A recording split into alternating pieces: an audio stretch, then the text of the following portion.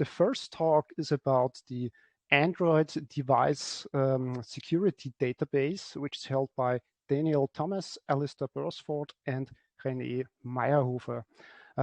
Alastair is an official fellow and director of studies in computer science at Queen's College, and he also is a professor for computer security at the University of Cambridge.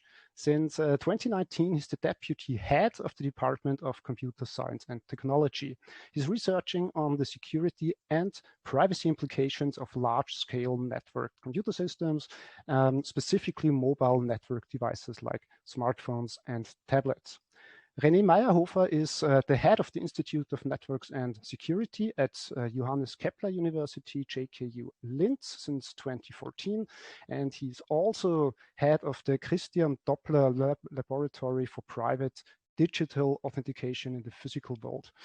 He was the head of the Android platform security team at Google until 2019 and is one of the general co-chairs of this wonderful symposium. And this talk will start with Daniel Thomas. Daniel is an assistant professor at the University of Strathclyde, UK. He's concerned with accurate and ethical measurement of security and cybercrime, and he also dedicated his dissertation to this topic in particular. And he's one of the main researchers behind AndroidVulnerabilities.org. So please, Daniel. Okay. Yeah.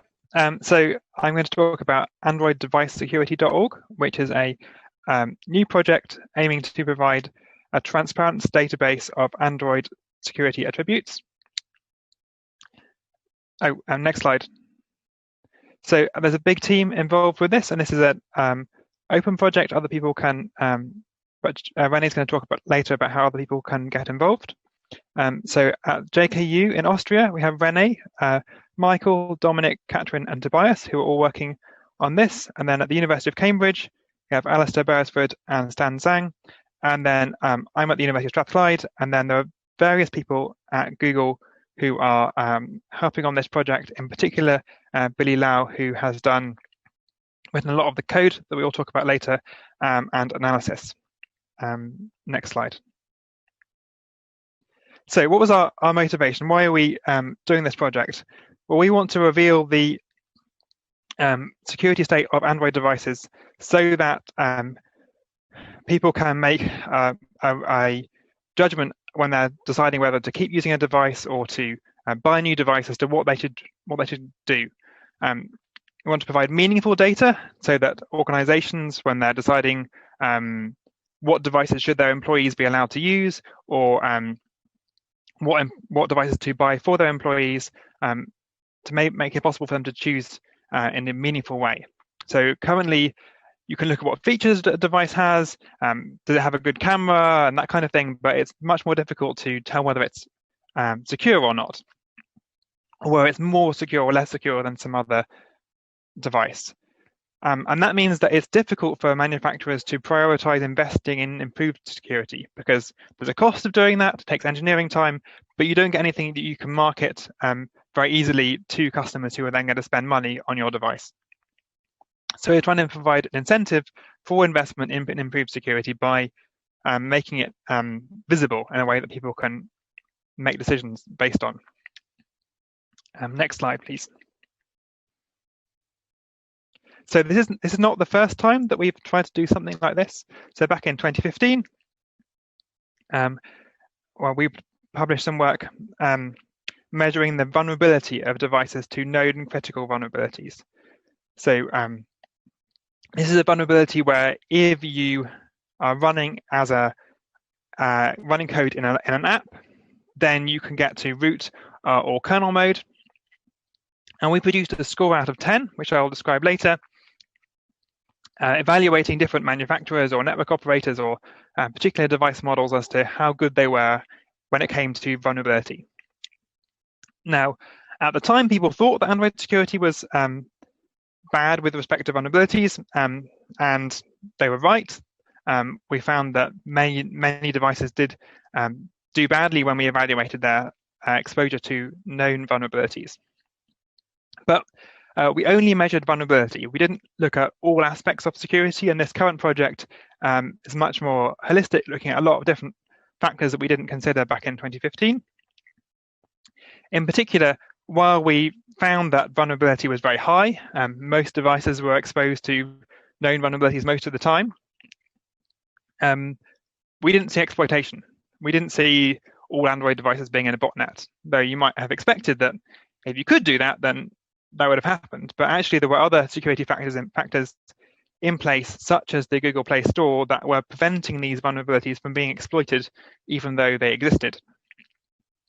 And for various reasons, we should now be in a rather better place than we were then. There were improved security technologies in Android and better updates coming through. And I'm hoping to update the analysis from 2015 later this year, as I've got all the data for doing that now. And all the data on the vulnerabilities is on the androidvulnerabilities.org website that's listed down the bottom. Oh, next slide, please. Thank you. Okay, so how do we do this analysis? Well, we use data from the Device Analyzer project principally. This was an app that was deployed between 2011 and 2019, and we had over 30,000 contributors over that time who were volunteering with no real incentive to do so. And this gathered a wide range of data about how those devices were used and what software was running on them. So it included things like Wi-Fi usage or Bluetooth, number of text messages it sent a day, and all these kinds of things. But in particular, for our purposes, it included the OS version that was running and the build number. So we could then look at what software was on the device, at least in theory, and we could break things down by manufacturer and device model, because that influences what updates and what vulnerabilities that apply, and also by network operator, because network operators can choose whether a update reaches a device or not. And then we could combine this, what software is running on a particular device on a particular day, with the known vulnerabilities that affected devices running that particular version of Android on that day. Oh, next slide, please. So by combining these two sources of data, the vulnerabilities from the androidvulnerabilities.org website, which were in 2015 hand gathered by mining all sorts of forums and blog posts and so on.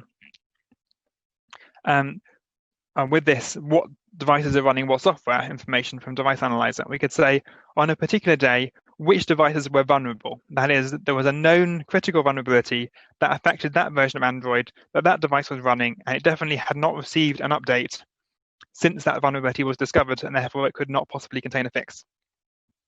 And then there's a second category, may be invulnerable, where there may have been a back-ported fix for vulnerability because a vulnerability existed that affected that version of Android, but we can't tell whether or not a patch had been deployed because of the build number information doesn't tell us what code's running, only that we first saw this particular build after the vulnerability was discovered, so it could contain a fix or not. And then the third category of invulnerable, which is when a device is running a version of Android which on that particular day there were no known vulnerabilities affecting that version of Android. And next slide, please. So from this, we can then plot this graph, which you might have seen before.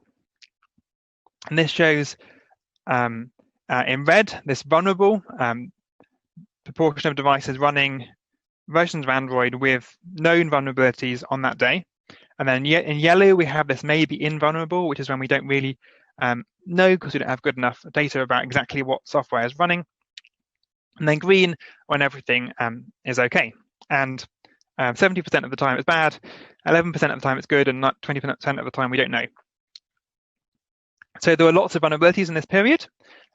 Since then, Google started publishing in much more detail what vulnerabilities affected Android. So from the end of 2015, there's much better data available in a standard format, which is really helpful, but it means that if you just do this analysis in exactly the same way, it looks a whole lot worse.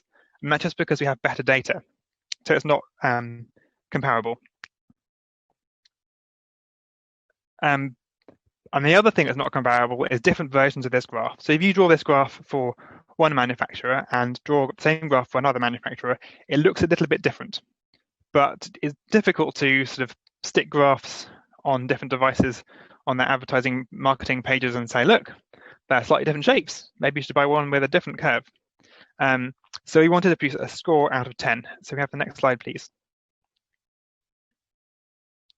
So we developed the thumb score to measure the vulnerability of Android devices.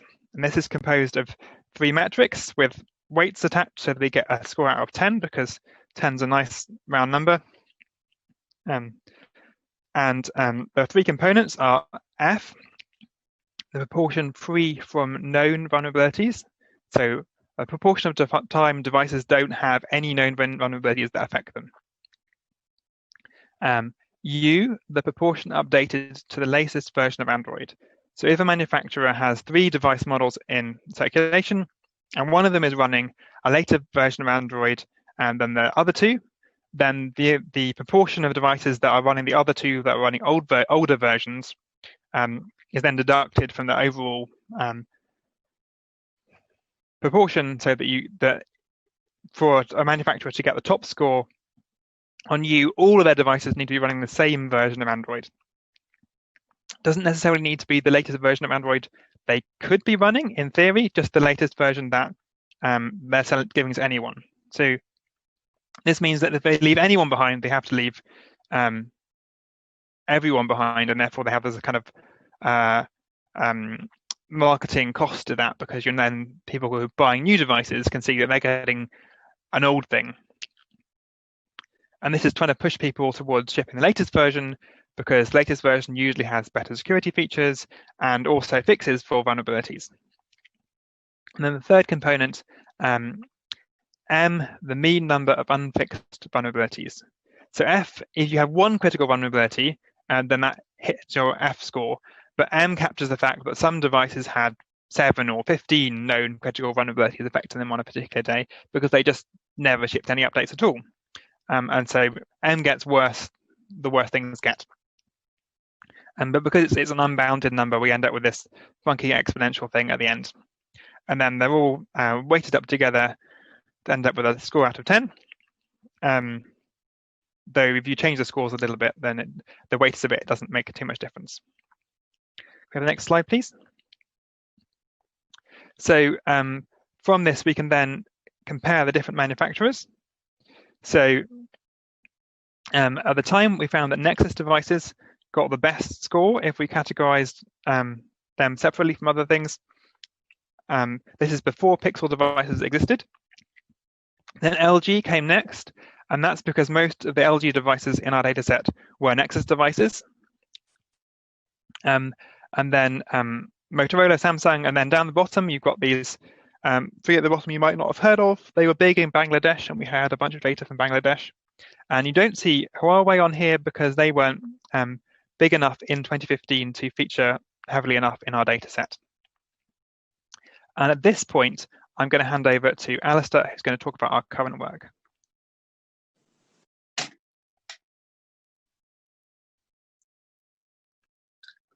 Hello. So yes, that was some previous work we did in this space, looking at the sort of platform operating system security. The current thing we're looking at is pre-installed apps. So these have been in the news this last couple of years, as you've seen on the slides here. And there are a variety of different reasons why pre-installed apps are particularly problematic. So the first is, of course, that the apps ship on every handset and that they are not possible to remove, but also that they can have some elevated permissions through platform signed apps, as well as pre-approved acceptance of dangerous permissions. And so those kinds of issues have raised questions about whether pre-install apps are being properly managed by manufacturers and the ecosystem as a whole. Next slide. So what do we want to try and do? We're interested in trying to increase the transparency and accountability of pre-installed apps in this space. And so as part of that mission, then we'd like to develop some kind of app risk score, taking into account factors such as whether apps are platform signed, whether they're pre-approved dangerous permissions, and so on. And those permission or those risk factors then need to be kind of factored together to give us an overall device risk rating. And we'd like that ideally to be something that is comparable between different models and manufacturers. And so to do that, we need some way of calculating this device risk against some common baseline to allow that comparability to happen. And whilst taking in these factors, we'd like to try and summarize that data in a way which is allows consumers to interpret and understand whether device A or device B has more or less risk when it comes to pre-installed apps, perhaps alongside other risk metrics which you might try and factor in, such as the previous work that Daniel talked about. So we need some kind of risk scoring methodology that is simple for users, consumer organizations, tech journalists, as well as experts to understand, that is repeatable, and also ideally is peer reviewed. So that means that everyone listening, of course, would like your input and feedback on what sorts of things about pre-installed apps we ought to investigate and look at, as well as in the broader landscape of Android security, what other areas are important that we ought to factor into perhaps an overall device risk ranking at a larger scale as well. Next slide. One of the problems that we had with the thumb score was how to interpret it. And the challenge was, did the score start from 0 or 1? Did it stop at 10? And so on. And so just to get us thinking a little bit about different scoring difficulties, here are a few examples. So this is how white goods in Europe are ranked. So this is a Bosch washing machine that you can currently buy in the UK. And here there is an energy label here with the letters, well, originally designed A through G, but you can see the scale is sort of run out of expressive power. And so now we have to rank washing machines as A+++, which is a curious mix of sort of a letter grade and numeric value. So ideally, when we design scores, if we're going to go for a closed set of possible values, we'd like to make sure that we don't have to sort of extend the range or the scale in some arbitrary way in the future. The benefits of letter scales are they kind of, I guess, mimic grade scales that many people see in schools. There's a general sense in which A is better than G, and they're relatively good in terms of being language agnostic, at least for most of Europe and other areas of the world, but of course not universally so. Next slide. We could continue with the idea of numbers, but as I've said, one of the challenges there is about, does the scale go from 0 to 10, or in the case of Spinal Tap, up to 11, or in fact, is it a percentage? Is 1 the best or 10 the best? Is 6 twice as good as a rating of 3, and so on? So these are also challenging issues that need to be looked at from a human factors perspective. Next slide. And then finally, there's star ratings. So these are also commonly seen. You can see these on the Google Play Store or on Amazon when you're buying goods on Amazon and other large retail outlets. These are nice in the sense that they are universal. They don't require a particular language. They don't have to be translated. But the challenge is often these are associated with sort of subjective user opinions as opposed to transparent, methodological, and robust scores. So that makes stars less exciting or potentially usable as a way of conveying information about risk. Next slide. So initially, we've sort of put the scores question to one side, but if people have ideas or thoughts on how we should do the scoring or summarization, please do let us know. At the moment, we're just looking at what other actual interesting, important security relevant metrics we might actually pick. And we're hoping we're going to revisit this question of what the score should look like in the future. So we want one that is robust. So as Daniel was explaining with the FUM score or FUM metric, we wanted metrics there that were not easily gamed. So in this context, for example, if we were just counting up the number of APKs that are platform signed on an Android distribution, this is something that could potentially be gamed because a manufacturer could just pack what were originally multiple different applications inside a single APK, and they would get a better score, but that wouldn't necessarily really result in better overall system security. Indeed, it might be slightly worse because now we don't have privilege separation between different apps. We also want any score to be robust to measurement error, so that's another factor that needs to be taken into account. We also want the measure to be objective and aligned with measured risk, rather than just a sort of personal perspective. So rather than saying, you know, everyone should change their passwords every 2 weeks, we want something based on not just perceived risk or personal perspective, but on measured risk for the user. We also like the score to be meaningful. So, of course, a better score implying better security, but as importantly, that scores are comparative across models and across manufacturers, and ideally also across both devices from last year versus devices released this year, or scores calculated from last year versus scores calculated this year. So one eventual goal is looking at a score for the IOXT standard.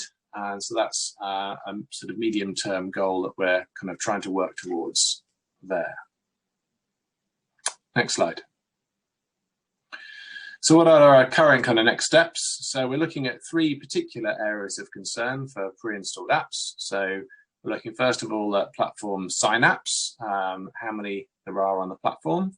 We're looking at privileged or pre-granted permissions for given apps that are installed on the system image, and also apps that send and receive clear text traffic on the basis that these are potentially security and privacy issues. So fairly soon, we're hoping that we'll be able to publish an open source tool which collects this preloaded app risk data, so we can then be transparent and accountable about the measures we're using, and of course write up a paper and provide some analysis of that, and then turn our hand towards trying to address this issue about how to turn those raw measurement numbers into something that could be a score.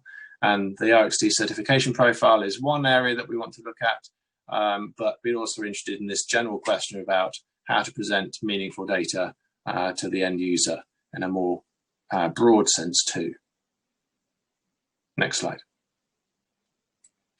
Okay, I'll kind of hand over now to René to finish off the talk.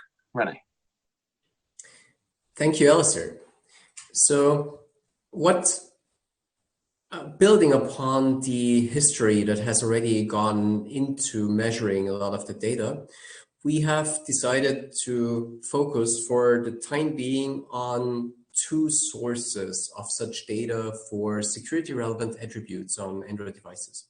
The first is simply publicly available data. Anything that is already published, that is, for example, in documentation from manufacturers, that is listed on support pages, that are publicly made, publicly published commitments or promises by OEMs, or that just includes data that is known from device releases, etc. We are currently in the process of combining this with data that is collected from a set of devices that are running in a dedicated security test lab or multiple test labs in the future. At the moment, we have 20 devices at JKU Linz, at Johannes Kepler University Linz. There are 10 plus devices running at Google in different versions, and we are looking into setting up a 3rd lab at the University of Cambridge in the future. As Alastair already mentioned, the source code for the tools that we currently use for data collection, especially including how we collect the preloaded apps, how we decide if an app is actually preloaded on the image versus has been installed by the user and so on, which is tricky in depth, will be released as open source very soon. And we explicitly ask for additional partners, additional contributions to that source code to collect more attributes.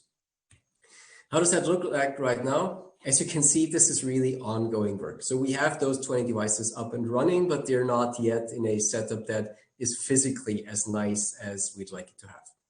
Those 20 devices have been selected from a wide range of different categories, from low end to high end, from different OEMs, but typically based on either noticeable market share within Europe or otherwise some interesting properties of a particular device that made us integrate it into our set.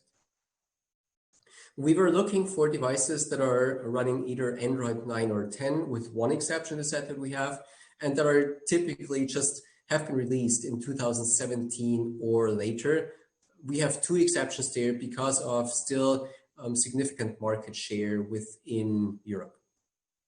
What we are currently doing here in the test lab is querying some of those security attributes either directly through ADB shell when possible, or using a permissionless APK, a permissionless application that we push onto those devices, execute, and then pull back the data to access some of the APIs that are not directly accessible from ADB shell itself.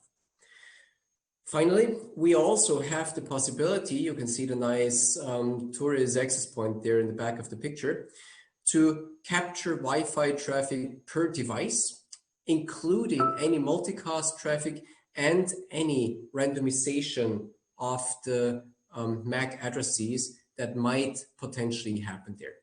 So here we hope to extend to capturing additional security attributes in the future using this capability of really capturing every single byte that a device emanates as packets over the Wi-Fi.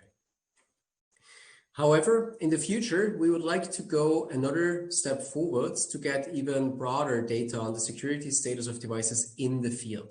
And we intend to do that by collecting crowdsourced data with a dedicated app from devices in the field. As a motivation for end users to install such an app, this app will intend to give recommendation on security status or security settings of the device, as well as allowing to compare the current device with other devices among different attributes. This app also intends to collect a set of anonymous security attributes, for example, the latest patch date as is seen directly in the field and is currently under development. Some of those attributes that I'm talking about that we are already collecting is, for example, the guaranteed patch availability as published by the OEM, the latest security patch level as is also visible in the Android settings, the latest Android release, but also some other security relevant factors like the multi-user support of a device, if it does seamless updates in the background without actually explicit user interaction, or which device encryption type is used, or some other more in-depth attributes like, for example, Keymaster Strongbox support. In the future, in the near future, actually, we plan to collect more attributes. As Alastair already introduced, one of the next steps will be looking at preloaded apps with system privileges. We can already count them, but as Alastair mentioned before, just counting those apps might not be either meaningful or robust. And this is why we haven't yet made this data available, because we're still trying to figure out how to make a meaningful feature out of that. Other software mitigations like kernel, user space, CFI or shadow call stack, intage overflow sanitization, etc., is also another area that we are looking at, as well as biometric sensors, false accept, false reject, spoof imposture, accept rates, etc., that we would like to get integrated into the database. The first line here is something that we initially wanted to have in the first set of attributes, the average patch frequency, like counting how many days it does take on average for a device to receive a security update, but we have excluded from the initial set as we are still trying to work out how to make this more robust. So that's another point that I expect to be available in the near to midterm when we have a better means to collect that in the wild. Now, to end, our first presentation here, I would like to have two call to actions here. The first one is very simple, talk to us. If there are any other security attributes that you would like to see, please tell us. If there are any other devices that are either very meaningful in a specific use case, in a specific scenario, or that have specific interesting security properties that you think might be relevant for a public transparency database, please tell us. We may be able to acquire such devices and add them to our test labs. Or if you have those devices yourself, we can talk about integrating them into feeding into our virtual test lab. And of course, the quest for features that are robust, meaningful, and objective is always ongoing. So if you have any ideas on how to derive such features from the raw data that we are already collecting or might be collecting in the future, again, please talk to us. The second call to action is to really improve the ecosystem together. As a community here in this symposium, many of us have worked for many years on trying to strengthen the security posture of the Android ecosystem. While the first goal of our transparency database that we are doing here is to allow users to more easily make informed buying decisions for future devices, the second goal is explicitly to strengthen the Android ecosystem security posture using that effort, either by making those informed decisions into a market pressure that drives security features, that drives adherence to security best practices, patching, and so on, or to really allow OEMs themselves to grade themselves, to rate themselves, how they are doing, and maybe to make security a stronger competitive force than it is right now. So let's all do this together. Let's join efforts. We are in this consortium very open to including other interesting data, to including other partners to further foster transparency and motivate all the stakeholders here to improve. Thanks a lot. All three of us are in the meeting and are now very happy to take any questions. Okay, good. Thank you very much, Thomas, Alastair, and René, for this interesting overview and your plans regarding Android device vulnerabilities. We are ready to start the Q&A session. So please feel free to ask questions. If you're following the symposium via Zoom, you can use the raise hand feature of the Zoom client and ask your question directly using audio when I call you up. You can also type your questions inside the Zoom chat, as well as the MetaMost instance, in which we have included a dedicated channel called Program Day 1 Q&A, from which I will try to read your questions from. So please don't be shy.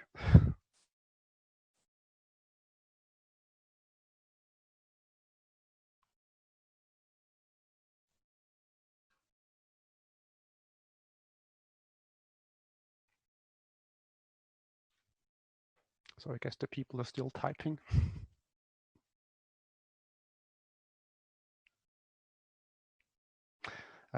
Maybe I start with a question. So I guess this goes out to Thomas. Do you think that unpatched vulnerabilities or legacy Android versions actually make people buy new devices? Is that a selling point for the average Android user? Is there any data on this? I don't think that it's currently a thing that people have a good understanding of when they're buying devices, whether or not it's in security support. So sometimes this information is available. So you can, for example, with Pixel's devices, how long the security support will be available for is listed on the website. But I didn't check that before buying a Pixel device, so it went before I expected it to. Because the information was available, I hadn't looked. I just assumed. So, and I'd say that I'm unusually interested in security. So I think that if I'm not checking the publicly available information on security support, then probably other people aren't. Okay. I would like to add a small nuance to that. I fully agree with Daniel that for typical end users, it probably is not a criterion yet at this point. What this transparency database is trying to do as one of the goals is to make this data public and therefore allow, let's say, consumer reports agencies to include that kind of data easily into their buying recommendations. So as far as I'm aware, end users do read such reports. And we want to make it easier for those reports to include security data, because to be frank, at the moment, it's quite hard to have meaningful security attributes included. It's so much easier to just have the CPU speed and the screen size and the screen to body ratio and so on. Those are all metrics that are very easy to collect, that manufacturers make public already, but the security attributes are just not out there. If you don't go digging, you don't have them. So we are trying to make it a first step to get this into the pipeline of first getting to informed audience, consumer reports, and then getting to end users. The second part is that as far as I'm aware, governmental and other organizational customers who buy large batches of devices at once, they are already looking at support time windows. And IT departments are, of course, increasingly looking at the security posture of devices specifically for knowledge workers in big organizations. As far as I'm aware, there are even some regulations in governmental and in enterprise space, specifically in Europe, that are either policies within the organization or real law that some devices have to have a minimum usage period for sustainability reasons. And security does go into there. So there is a smaller set of buyers who I believe are already looking at that, but they're also having a hard time getting this data. All those we are trying to help with this effort. Yeah. Okay, thank you very much. There has been a question in the MetaMost channel from Tibor Elias. He says that, René, your lab is truly impressive. And he's wondering how restarting of the devices is solved. So how